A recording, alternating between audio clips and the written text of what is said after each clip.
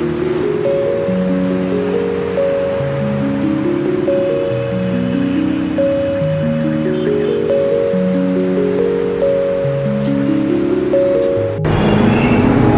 rightly said, every individual is a factory. But no one told us how will this factory be actually run in a successful manner. This is Ahsan Umar from Karachi, Pakistan. Karachi, a city of peace-loving people and a city where multi-dimensional people live in. The city which is rightly called one of the largest cities of the world. And yes, this is the place where larger economies combine in.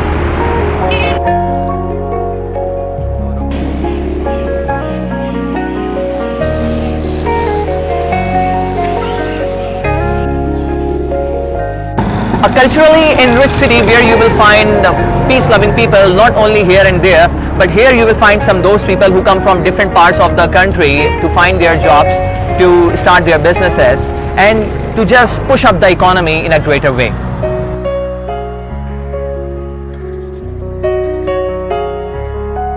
HPAIR, Harvard Project of Asian International Relations. This is not the first time that I'm applying for HPAIR 2015 conference. In fact, for past 2 conferences I've been applying.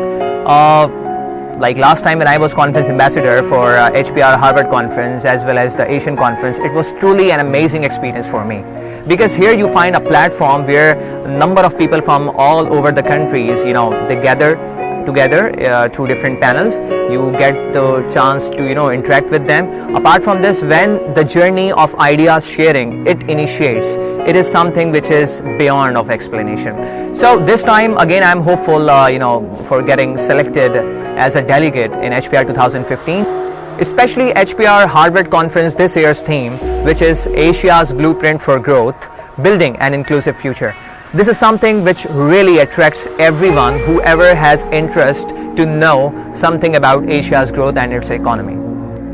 Here, Inclusive Future explains that inequality can mean different things to different people.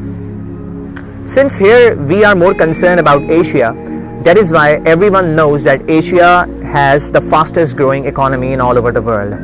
That is the reason where there is progress in somewhere of the world, similarly there will be lots of challenges what we are going to face. That is why Asia is also facing number of challenges, especially when we see the situation in Pakistan. Here we have the number one thing which is deep rooted in the society and which is killing the society ruthlessly. This is corruption which is increasing day by day with the greater ratio, and equally it is getting difficult for the people to root it out from the society. And beyond the corruption, this is not the only thing which is deep rooted in Pakistan. Here you have some social issues as well. Poverty which comes in a greater perspective, that is something which is being caused and which is being faced by a number of people in Pakistan. Since my panel is media, for which I am applying in HPAIR conference, that is why I will be stick to it only. So when we talk about media in Asia, the situation of media is highly controversial kind of thing. Why? Because here you will find the system of state channels and private channels. In Pakistan, the scenario is almost same, where you have state channels and private TV channels, and here you do not have liberty. In fact, you lose your liberty to express your opinion on both these different platforms. What actually happens here on state channels, when you want to express your opinion in the favor of government, so government is going to honor your program, or if your comment or opinion has some differences which does not go in the favor or in the suitable position to government, then it means they are not going to honor it. It means the biasness factor is there, where journalism is considered an unbiased opinion thing, and here you have biasness element in that. Obviously thing will not work in that case. And when we talk about private TV channels, so here the situation is totally opposite. In 2000, what happened, like here when we have semi-dictatorship, here the liberty was given to different private channels. What happened, number of private TV channels, they made the most of that situation and they started making their different platforms, their different channels, designing their programs, designing their production houses.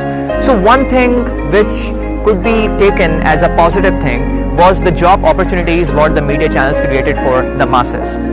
Here people started working with different private TV channels, they started working different production houses, but the problem which arose at that moment, it was totally off the opinion of government.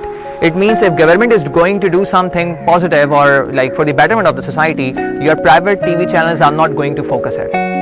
Again, the concept of biasness could be seen over there. That is why a common man, he or she is totally confused between these two different TV channel systems. When we talk about the comparison between state-owned channel and private TV channels, so there is a big mark between them. When on one hand state TV channels are just portraying good picture, the good portray of government-based institutions and the state actors, on the other hand private channel is not at all focusing on governmental related issues. That is a difference which creates more chaos in the society. This is the state where class system exists, and class system for which no one is doing anything. On one hand, where media promotes class system by showing different content on their television screens, when they are making the drama which is full of glamour, which is full of charm, obviously here comes the role of inferiority complex. When the inferiority complex is deeply enriched in the society, it is very difficult to portray the right image of the country. So here we need a third party thing, a platform where every individual could come easily and express his or her finest opinion, and which could be honored without having so much filtration in it. Now here we are working with a web TV system. I, along with an NGO, we have started our own web TV, where we are working on different programs. Especially we have designed some programs where we can talk about so many things. The politics is there, the social life related topics are there, our social issues are addressed over there. There are some entertainment based programs where we give some lightened notes to the people, and here we have some objectivity thing what we are giving.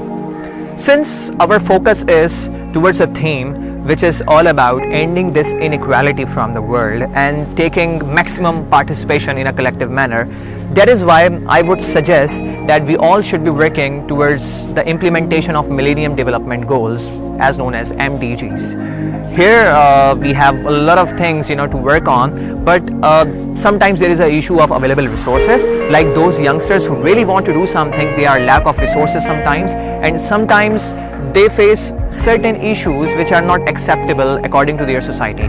Like for instance, if there is a polio worker working to save the humanity, then there are some religious issues involved in that, because of which people have fear to work towards that. So United Nations, whatever they have proposed up till now, there are people, there are organizations, there are NGOs who are working towards this program, but still there are lots of issues which create hurdles sometimes. So MDGs, apart from this, when we talk about this commonality between two different sectors of media, so here we have the monitoring system.